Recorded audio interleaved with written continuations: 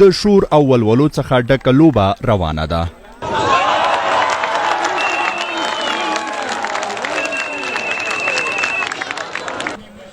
دا د خوست ولایت د تڼیو ولسوالۍ د لغوړي پیرانو سیمه ده چې په زرګونه نندارچیان د والیبال د لوبې لپاره لوبغالي ته راټول شوي دي.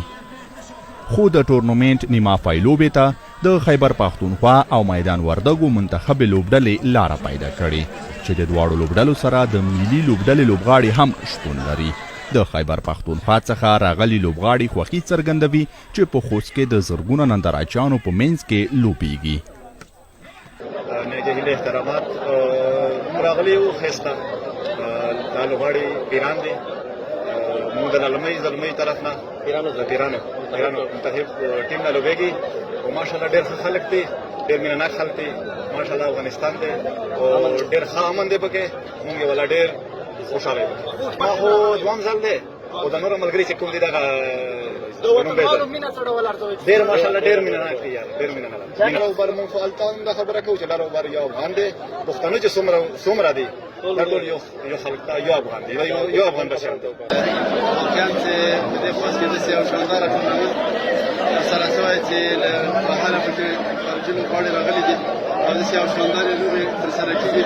دا نو په افغانستان کې بېنظیره لوبې دي او له خوستوالو څخه ډېره مننه کوم چې داسې لوبې موږ ته کړي دي. موږ له امارات څخه هیله لرو چې دغسې لوبې همواره وشي تر څو موږ وکولی شو چې خپل استعدادونه دلته ښکاره کړو خلکو ته او هغه کسان چې نشه یي توکو ته نورو کارونو ته مخه کوي د هغه نه ډډه وکړي او ورزش ته مخ راوړي. زما نوم عرفان ده او د پیرانو منتخب لوبډالو سره کوسټاریکا وم پاکستان نه راغلی یو. شکر الحمدلله دلته ډېر امن دی او موږ ته ډېر عزت قدر راکړو او انشاءالله موږ به هر کال دلته چې ټورنمنټ بیا به راځو چې کوم ځای کې ټورنمنټ وي انشاءالله موږ به راځو او د پیرانو منتخب لوبډالې نه به موږ ګیم کوو دلته دلته. پلان مې دغه دی چې بس د موږ ته دغه ګلمخول لاره کولاو شي هغې باندې موږ ویزې دي پاسپورټ دی هغې باندې موږ راتلی شو لکه ترخم باندې موږ ته ډېره اوږده لاره ده او لکه 12-13 ګنټې مزل کوو موږ هغه باندې یو دا زموږ هغه دی چې هغه وشي بیا به ډېره ښه وي. د دواړو لوبډلو نندارچیان شیبې شماري چې میدان څو ګټي.